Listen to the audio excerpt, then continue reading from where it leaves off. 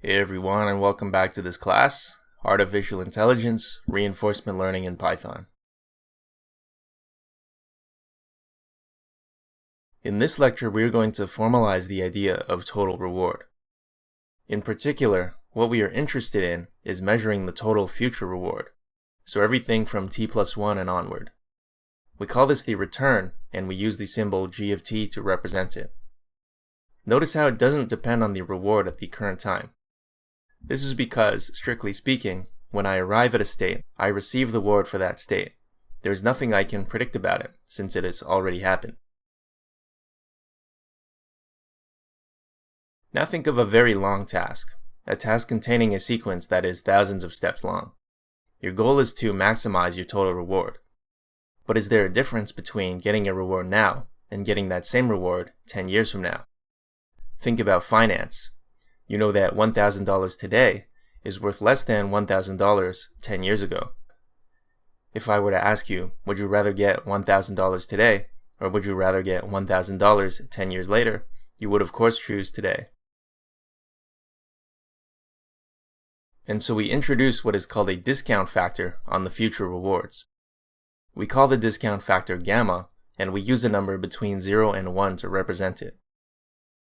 It should be clear that a gamma of 1 means we don't care about how far in the future a reward is. All future rewards should be weighted equally. If gamma is 0, that means we don't care about the future at all. Doing that would be a truly greedy algorithm, since the agent would only try to maximize its immediate reward. Usually we choose something in between, like gamma equals 0.9. If we have a very short episodic task, it may not be worth discounting at all. An intuitive reason you might want to discount future rewards is because the further you go in the future, the harder it is to predict. So there's not a lot of sense in putting all your effort into getting something 10 years from now, unless you're sure you can make it happen and that your circumstances won't change. You'll notice that the sum for the return goes from tau equals 0 to infinity. But recall that this suggests we're looking at a continuous task, when in reality the games we've seen, Tic-Tac-Toe and Grid World, are both episodic tasks. This is a mathematical subtlety, but we actually want to write all of our equations in continuous form. Simply put, it makes the math a little easier to work with. There is a way to merge episodic and continuous tasks so that they are equivalent. The way you do it is this. The episodic task has a terminal state.